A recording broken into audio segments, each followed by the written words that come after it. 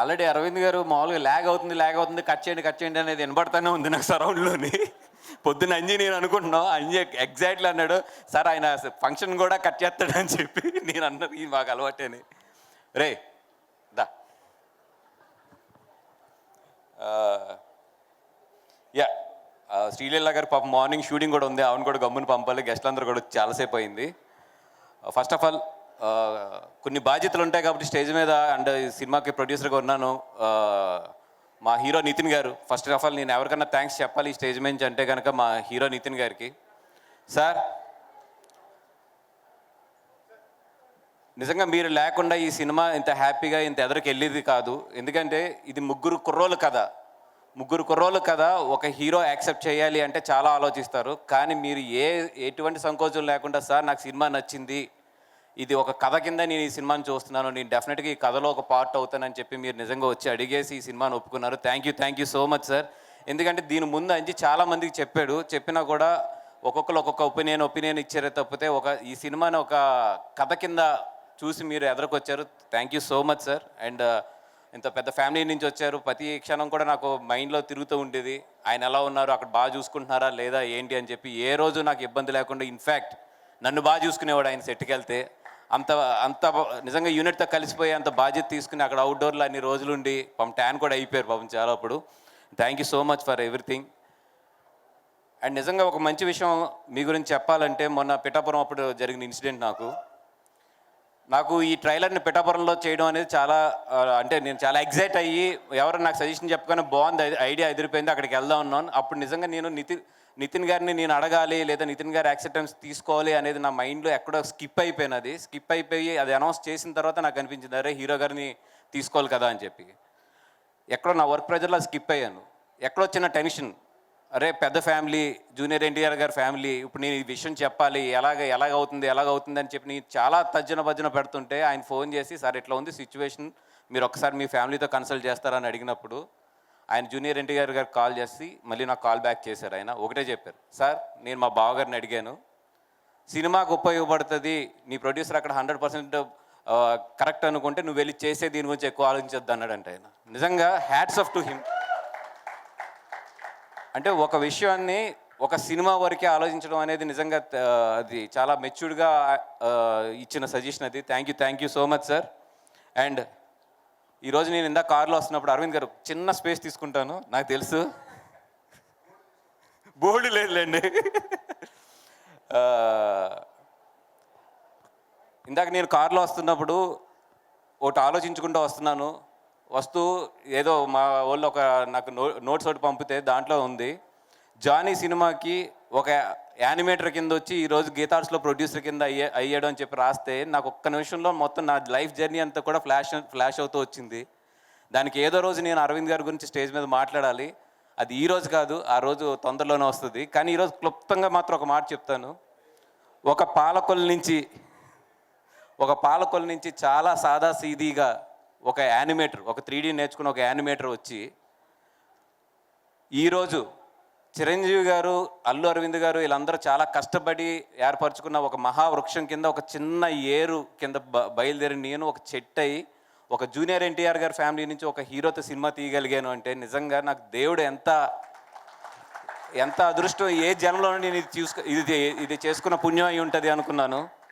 అదేవిధంగా నేను చిన్నప్పటి నుంచి కూడా పవన్ కళ్యాణ్ గారి అభిమాని. అంటే ఆయన ఖుషి సినిమా చూసి మా నాన్న దగ్గర అంబాసిడర్కి తాళాలు దొబ్బేసి నేను సెల్ఫ్ డ్రైవ్ చేసుకుంటూ హైదరాబాద్ వచ్చిన కుర్రోడిని ఈరోజు ఎంత పుణ్యం చేసుకుని ఉంటే ఆయనతో పాటు ఒక పొలిటికల్ జర్నీలో ఆయన వెనకాల అడుగులు అడిగేసుకెళ్ళగలుగుతున్నానంటే ఎక్కడో ఏదో పెద్ద పుణ్యం చేసి ఉంటాను నేను అని చెప్పి. ఇంత మంచి జర్నీ నాది వెళ్తున్నది. మొన్న 3 days బ్యాక్ మా టీం అంతా కూడా కూర్చున్నప్పుడు పబ్లిసిటీ తక్కువ ఉంది, నువ్వేమో కాపీ మీద ఉంటున్నావు, కాపీ రెడీ చేస్తూ ఉన్నావు, పబ్లిసిటీ తగ్గుతుంది, హెవీ కాంపిటీషన్ ఉంది, ఏం చేస్తావు అని అడుగుతున్నారు. నాకు ఒక్కటే ధైర్యం, ఎప్పుడు నా లైఫ్లో ఒకడు ఉన్నాడు, నేను ఎక్కడున్నా ఏం చేస్తున్నా ఎలా ఉన్నా కూడా నాకు అవసరం ఉన్నప్పుడు మాత్రం అతను వచ్చి నిలబడతాడు. నేను అది అడగక్కర్లేదు కూడా. చాలామంది ఏంటంటే అతన్ని అడగండి అంటున్నారు, నేను అడగట్లా. డైలాగ్స్ కూడా పడుతున్నాయి, ఏమని లేదు వీళ్ళిద్దరికి ఏదో గ్యాప్ వచ్చింది, ఈయన ఆయనతో సరిగ్గా ఉండట్లేదు, ఆయన ఈయనతో సరిగ్గా ఉండట్లేదు, ఇవన్నీ డైలాగ్స్ పడతానే ఉన్నాయి, నాకు వినపడతానే ఉన్నాయి. కానీ నాకు తెలుసు నేను కష్టంలో ఉన్నానంటే ఇద్దరు నన్ను గుర్తుపడతారు. ఒకటి మా అమ్మ, రెండు నా స్నేహితుడు బన్నీ. నేను కమ్యూనికేట్ చేయక్కర్లేదు, నేను అడగక్కర్లేదు, నాకు అవసరం ఉంది అంటే అతను వచ్చి నిలబడతాడు. ఆ విషయం నాకు తెలుసు. అందుకే ఈరోజు 11 గంటలకి తన ట్విట్టర్ హ్యాండిల్ ఎంత స్పెషల్గా తను చూసుకుంటాడో నాకు తెలుసు. అది చాలా తను కనెక్ట్ అయితే తప్పితే ఆ హ్యాండిల్ వేయడు. అట్లాంటిది నేను ఒక్క మాట అడగలేదు, ఏం అడగలేదు. వీడికి ఇప్పుడు అవసరం అనేది ఎక్కడో ఆయన మనసులో తట్టింది, ఆయన వేసాడు అంతే. 7 లక్షల వ్యూస్ ఈరోజు. అదేవిధంగా ఆయన ఇన్స్టాగ్రామ్ తీసుకుంటే 7 లక్షల ఇంచుమించు 6,50,000 వ్యూస్ ఇందాక నేను చూస్తుంటే, ఒక స్నేహితుడికి ఎప్పుడు నిలబడాలి, ఎలా నిలబడాలి అనేది తెలిసిన ఒకే ఒక వ్యక్తి ఎవరంటే నా లైఫ్లో అయితే అది బన్నీ గారు. 20 సంవత్సరాల క్రితం నా కోసం ఆయన వాళ్ళ ఫాదర్కి అడ్డు నుంచి ఉన్నాడు. మీకు గుర్తుందో గుర్తులేదో సార్, 20 సంవత్సరాల క్రితం నేను ఒక మిస్టేక్ చేస్తే నేను గీతా ఆర్ట్స్ నుంచి వెళ్ళిపోవాల్సిన రోజు అది, 20 years బ్యాక్. ఒకటే చెప్పాడు ఆయన, తను ఉంటున్నాడు, తను ఉంటాడు. ఆయన వాళ్ళ ఫాదర్కి ఎదురు నిలబడ్డాడు. ఒక స్నేహితుడి గురించి ఎవరన్నా దేనికన్నా ఎదురు నిలబడగలడంటే అది బన్నీ గారు. అది నా లైఫ్లో నేను చూసింది. ఆ రోజు ఆయన కనుక నాకు నిలబడకపోయి ఉంటే ఆ రోజు, ఈరోజు బన్నీవాస్ అనేవాడు ఈ స్టేజ్ మీద ఉండేవాడు కాదు. ఆయనకి తెలుసు నేను సంతోషంగా ఉన్నప్పుడు ఎప్పుడూ కూడా ఏ రోజు కూడా మా ఇద్దరి మధ్యలో ఏమండి కంగ్రాచులేషన్స్ లేదా ఏమండి హ్యాపీ బర్త్డే లేదంటే ఏం ఉండవు మా ఇద్దరి మధ్యలో. కానీ నాకు అవసరమై నాకే కదా, తన లైఫ్లో ఏ ఫ్రెండ్ కన్నా సరే వీడు పడుతున్నాడు అన్నప్పుడు మాత్రం పట్టుకునే క్యారెక్టర్ మాత్రం అతనికి ఉంది 100%. ఆయన ఎక్కడున్నా ఏం చేస్తున్నా, నేను ఎక్కడున్నా ఏం చేస్తున్నా కూడా ఆయన బాగుండాలి అంతే. ఎందుకంటే ఆయన మంచి మనిషి అది. అండ్ చాలా ఎమోషన్ ఉంది, but control. Yes, coming back to the film. Sorry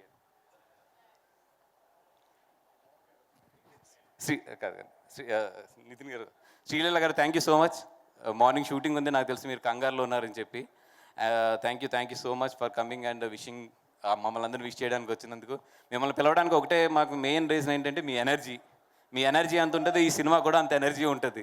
అందుకని ఎవరిని పిలిస్తే బాగుంటుంది అంటే మోజ్ ఎనర్జెటిక్ ఎవరు అని ఎదుగుతుంటే 100% 2-3 నోట్లోంచి మీ పేరే వచ్చింది. అందుకని మిమ్మల్ని ఇక్కడికి 100% రావాలనుకున్నాం.